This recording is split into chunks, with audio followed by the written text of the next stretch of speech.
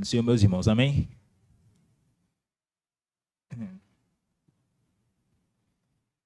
Irmãos, nesta noite vamos meditar na palavra de Deus e indo direto ao ponto. O tema de hoje é a fidelidade de Jesus ao tempo e à vontade do Pai diante das pressões humanas. Nesta noite vamos entender a importância de obedecer ao tempo e à vontade de Deus e tendo, claro, nosso Senhor Jesus como exemplo. Amém? Abra a sua Bíblia no Evangelho de João, capítulo 7, versículo do 1 ao 9.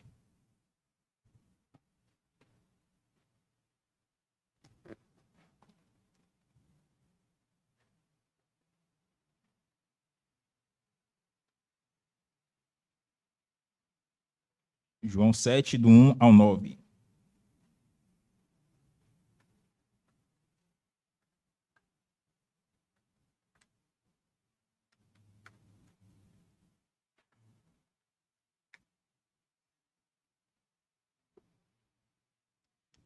Amém?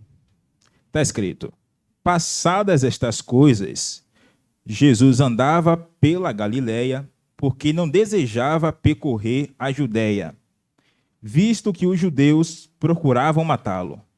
Ora, a festa dos judeus, chamada de festa dos tabernáculos, estava próxima. Dirigiam-se, pois, a ele os seus irmãos e lhe disseram: deixa este lugar e vai para a Judéia, para que também os teus discípulos vejam as obras que fazes. Porque ninguém há que procure ser conhecido em público e, contudo, realize os seus feitos em oculto. Se fazes estas coisas, manifesta-te ao mundo, pois nem mesmo os seus irmãos criam nele. Disse-lhe, pois, Jesus: o meu tempo ainda não chegou, mas o vosso sempre está presente. Não pode o mundo odiar-vos, mas a mim me odeia, porque eu dou testemunho a seu respeito de que as suas obras são más. Subi vós outro à festa, eu, por enquanto, não subo, porque o meu tempo ainda não está cumprido. Disse-lhe Jesus estas coisas e continuou na Galileia.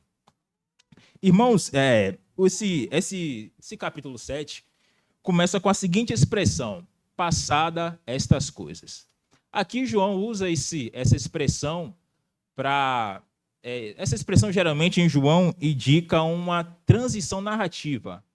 João utiliza bastante esse recurso literário. Uma transição narrativa, ela indica uma mudança de tempo, indica uma mudança de contexto, uma mudança temática, geralmente. E João utiliza essa expressão que indicam também uma mudança tanto geográfica quanto temática. E ele diz, passadas essas coisas. Quais coisas foram passadas? Jesus, antes desse capítulo, no capítulo 5, ele havia curado um paralítico em Betesda, ele multiplicou pães, ele fez discursos acerca de si mesmo, o fato dele ser igual ao Pai.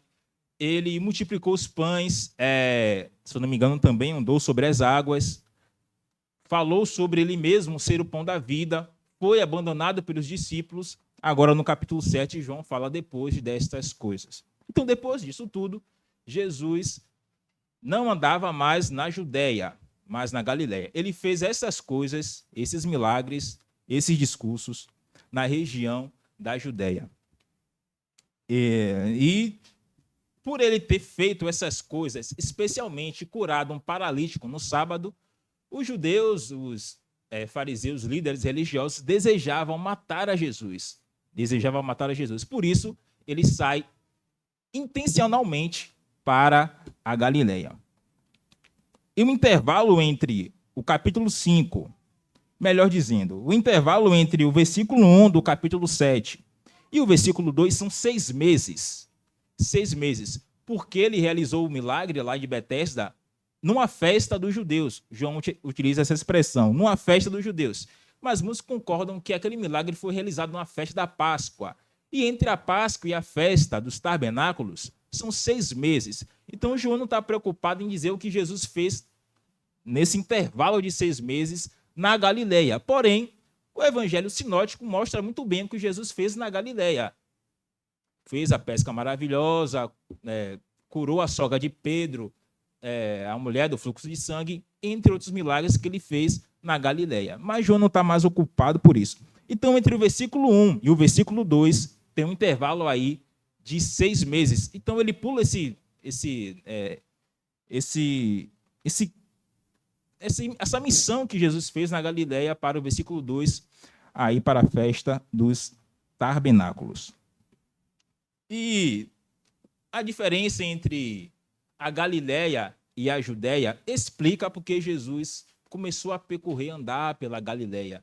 A Galileia e a Judéia eram regiões diferentes, administradas por pessoas diferentes. A Galileia era administrada por Herodes Antipas. A Judéia era administrada por Pôncio Pilatos, aquele que lavou as mãos na ocasião do julgamento de Jesus. A Judéia, ela tinha uma presença muito forte de saduceus, de fariseus, religiosos extremos, digamos. Era o centro religioso, cultural, político. Lá estava o coração do judaísmo, lá estava o templo. Na Galileia, tinha uma presença mais forte de gentios. Os galileus eram taxados de não religiosos, não incisivos no cumprimento da lei, mais relaxados. Isso explica porque Jesus fez mais milagres na Galileia do que na Judéia. Só para os irmãos terem uma ideia, Jesus fez de 20 a 25 milagres na Galileia. E na Judéia, no máximo 6. É uma grande diferença.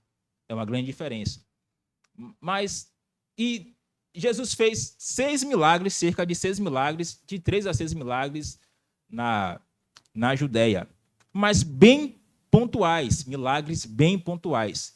Ele intencionalmente curou o paralítico no sábado, intencionalmente curou o cego de nascença no sábado. Ele tinha intenção de provocar dissensão, ele tinha intenção de provocar a ira. Mas não só isso, os milagres de Jesus não tinham a intenção apenas de curar, tinham a intenção de demonstrar a sua obra messiânica. Também tinha a intenção de desmascarar a hipocrisia dos judeus religiosos. Tinha essa intenção. Jesus, ele não fugiu do conflito, não foi para a Galileia com medo do conflito. Ele foi de uma forma estratégica, pois o plano de Deus não poderia ser colocado em xeque. Então ele foi estrategicamente para a Galileia, porque lá também tinha missão, lá também tinha pessoas. Então a estadia dele na Galileia também fazia parte do plano de Deus. E se a gente ler o Evangelho Sinótico, a gente vai ver o que Jesus fez na Galileia. Então ele foi segundo o propósito de Deus. Bom, e os irmãos de Jesus sugerem que ele vá para a festa dos judeus de forma antecipada.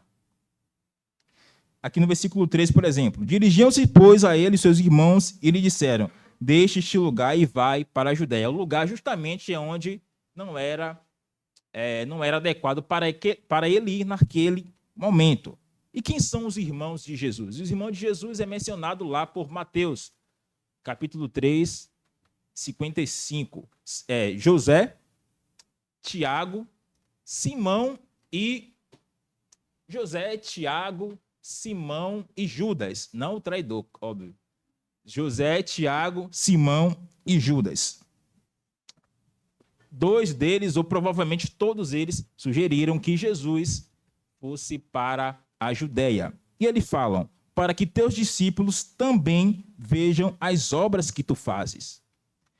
Mas nos perguntamos, Jesus estava na Galileia e os discípulos de Jesus também estavam com Jesus. Mas os irmãos de Jesus falam: para que teus discípulos também vejam. Ou seja, Jesus também tinha discípulos na Judéia. E João explica lá no começo do Evangelho que muitas pessoas creram em Jesus na Judéia. Muitas pessoas creram em Jesus na Judéia. E os irmãos de Jesus também, de uma certa forma, fizeram oposição a Jesus. E João explica a origem desse pedido, dessa sugestão ousada. Eles não creram em Cristo. Então Jesus aqui está enfrentando um dilema que muitos cristãos enfrentam: a incompreensão familiar. A incompreensão familiar, Jesus falou um pouco sobre isso. Ele disse que um profeta não é bem aceito na sua cidade e até mesmo no meio da sua própria família. Isso é o tema recorrente também. Ele fala que até os profetas, um profeta não é bem aceito, ou seja, também aconteceu isso com os profetas. Foi um dilema também na vida dos profetas. Também foi um dilema na vida de alguns homens de Deus. Por exemplo, José, que foi vendido pelos seus irmãos de um certo modo. Davi, que foi criticado por seus irmãos. Enfim, esse caso acontece no meio de todo aquele que faz a vontade de Deus. Não devemos esperar compreensão familiar, compreensão de quem vive segundo o sistema do mundo. Mas Jesus permaneceu fiel, não ouvindo os irmãos. Aqui nós entendemos então que a fé, ela é como um crachá de identificação. Ela é pessoal e intransferível, digamos. A fé não vem de uma herança familiar. O fato de você ser cristão não significa necessariamente que sua família também será. Pelo contrário, pode significar que fará oposição. Em tempo de perseguição na igreja primitiva, muitos cristãos foram denunciados pelos seus próprios familiares ao governo, pois praticamente era proibido ser cristão. Então os cristãos enfrentaram oposição também no meio da família. Então, é possível sim enfrentar oposição em nossa própria casa, mas Jesus permanecer fiel ao seu chamado. E a origem da sugestão dos irmãos de Jesus, João explica, eles não creram, era uma incredulidade. Veja bem, irmãos, na festa do tabernáculos, como em qualquer outra festa dos judeus, nas 3 festas, a região da Judéia, onde ocorriam essas festas, era um período de peregrinação intensa. A cidade ficava cheia. E de uma forma mais geral, qualquer coisa que acontece em centros urbanos, logo é disseminado rapidamente para outra região. O que acontece em São Paulo, a gente fica sabendo aqui, porque lá digamos, de uma certa forma, é uma cidade grande. É uma cidade grande. Da mesma forma, Jerusalém, por exemplo, naquela época era uma cidade importante, tinha importância religiosa e também política. Então, os irmãos de Jesus sugeriram que ele fosse para a Judéia, para que ele fosse reconhecido. Para os irmãos de Jesus, Jesus queria ser reconhecido, queria fama, queria visibilidade. Mas Jesus demonstrou, explicou para eles que o mundo odeia os cristãos. O mundo odiava a Cristo. Por que ele explica? Porque eu falo que eu peco contra o pecado. Eu prego que as obras deles são más. Então Jesus está dizendo, o mundo não vai me receber. Eu não preciso buscar a aprovação do mundo porque o mundo me odeia. Mas os irmãos de Jesus tinham uma visão mais assim, digamos, materialista, uma visão triunfalista, uma visão até mesmo política, porque muitos queriam tornar Jesus rei. Tinha uma visão meio deturpada, uma visão humana a respeito de Jesus. Muitos acreditaram que Jesus derrubaria o Império Romano e estabeleceria o seu reinado, assim como ocorreu na Guerra dos Macabeus. Mas Jesus demonstrou que a sua missão, a natureza da sua missão era celestial. Então Jesus, ele não responde necessariamente ao perdido dos irmãos. Ele está ligado mais ao propósito divino. Então Jesus, ele, embora não fosse imediatamente, não atendesse imediatamente à sugestão dos irmãos, não significava que ele não iria para a Judéia. De fato, ele foi para a Judéia. Jesus foi para a Judéia, se apresentou para o povo, pregou publicamente, de uma forma que até mesmo os gregos queriam ver a Jesus. Então Jesus não atendeu naquele momento naquele momento, o pedido dos seus irmãos, mas foi posteriormente. A caminhada entre Galileia e a Judéia pode durar de 3 a 4 dias a pé. Se for pelo Jordão, pensando aqui no mapa de Israel, se for pelo Jordão, pode demorar de 7 dias para cima.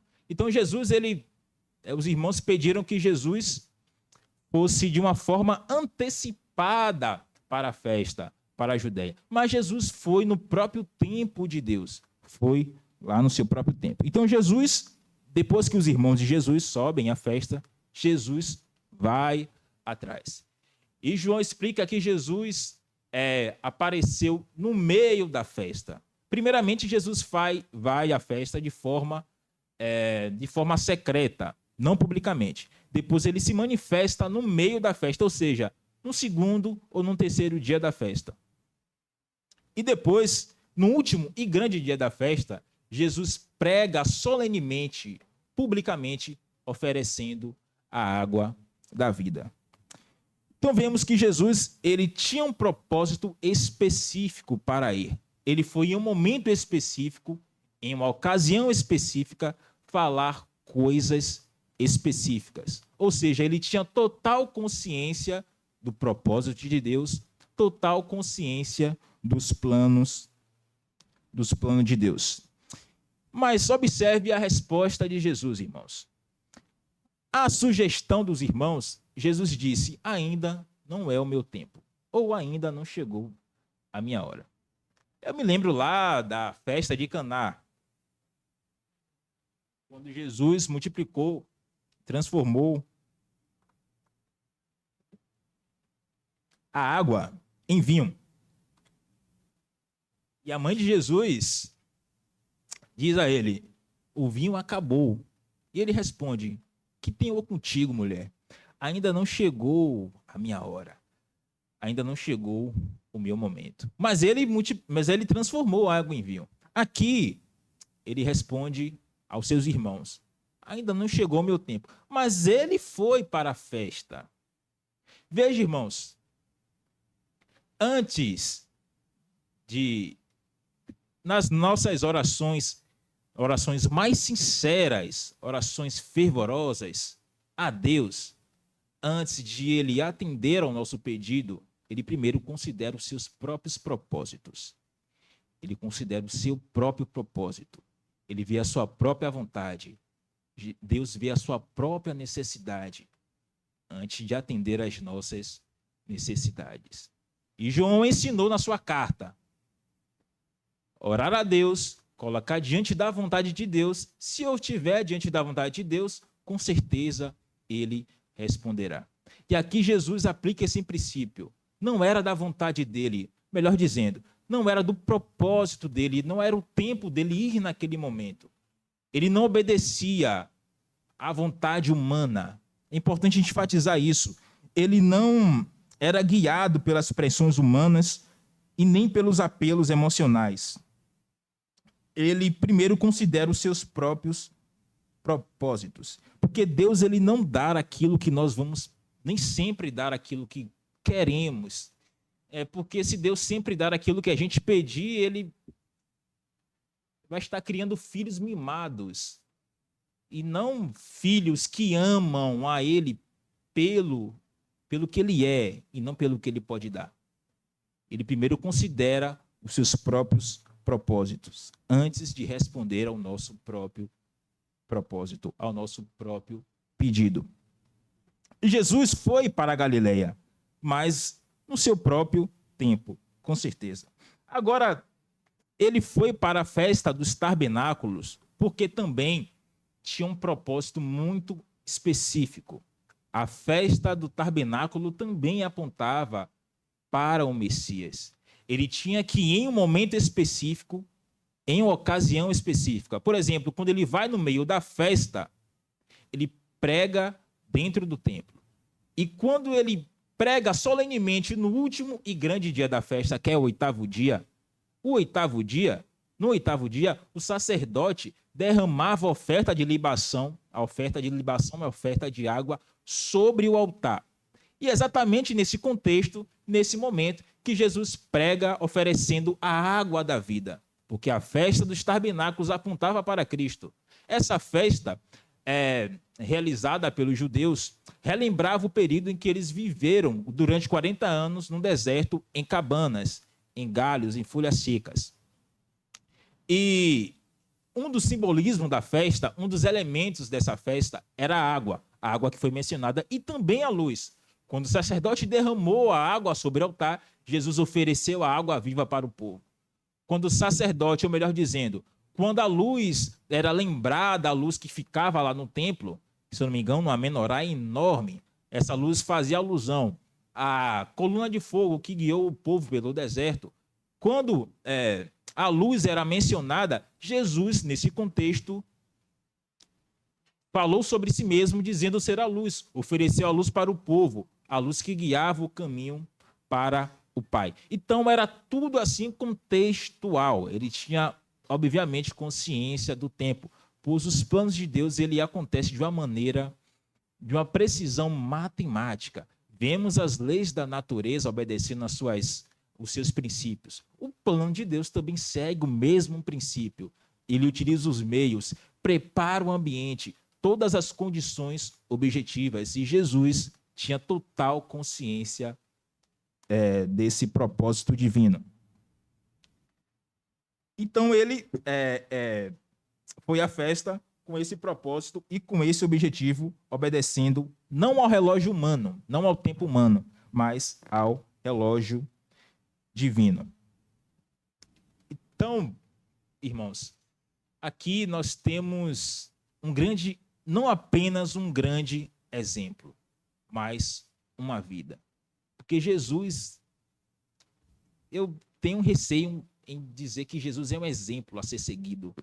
Eu gosto de dizer que ele é uma vida a ser seguida. Exemplo é os nossos pais, exemplo, sei lá, homens por aí, moralmente bom. Mas Jesus é uma vida a ser vivida. Ele não é apenas um exemplo. Ele não deu o Espírito para isso, para viver a sua própria vida. Pois uma vez que ele ressuscitou, ele nos deu essa vida. Uma vida impossível de se viver sem o Espírito Santo. Brevemente, quero falar algumas aplicações.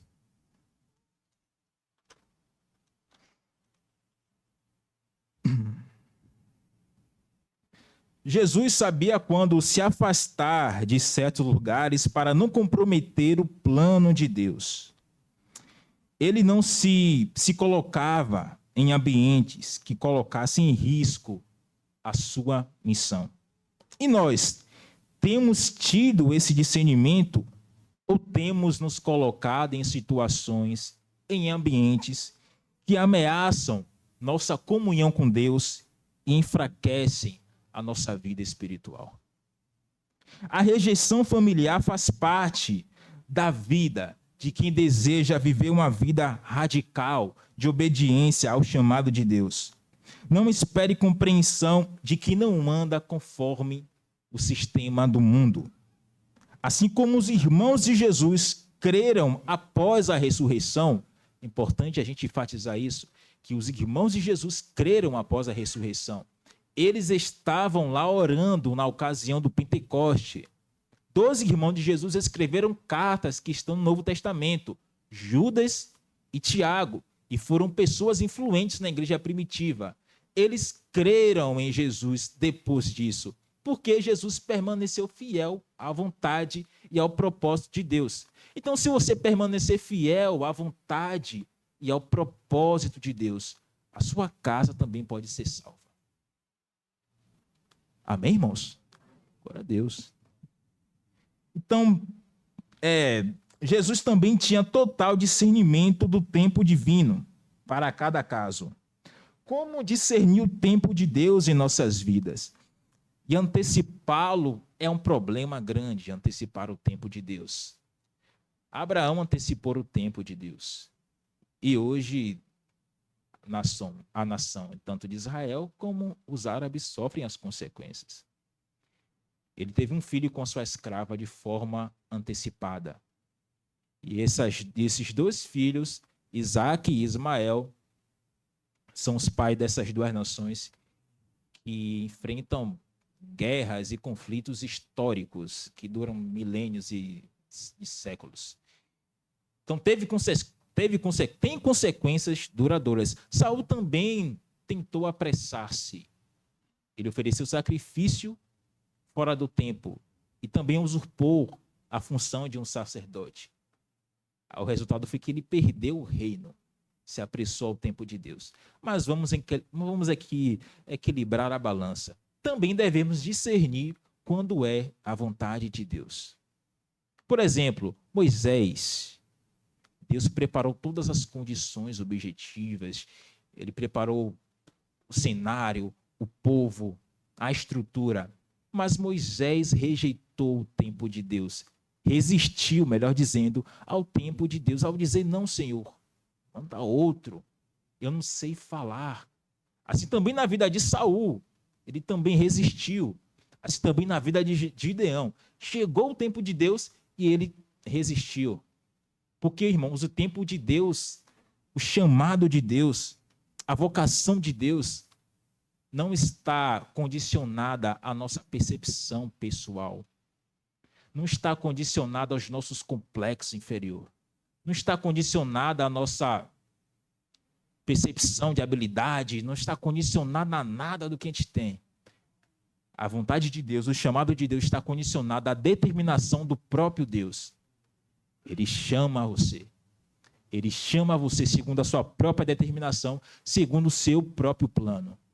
Mas não devemos olhar muito para o nosso interior, olhar muito para a nossa condição, porque isso também pode atrapalhar o tempo de Deus. Ou seja, nem se apressar, nem adiantar, mas ter discernimento para identificar o plano de Deus. E o Senhor não deu o seu Espírito para isso. Assim como o Espírito Santo, ele testifica que nós somos filhos de Deus, ele também poderá testificar o seguinte: avance, e também poderá dizer, recue. Confie na presença do Espírito Santo de Deus. Confie na direção do Espírito Santo de Deus. Vá a caminho com ele, vá de mãos dadas, mas peça discernimento para a ocasião certa. E parafraseando o que Salomão disse, em Eclesiastes 8:5, o coração do sábio discernirá o tempo e o modo. Jesus obedeceu até a morte, e morte de cruz.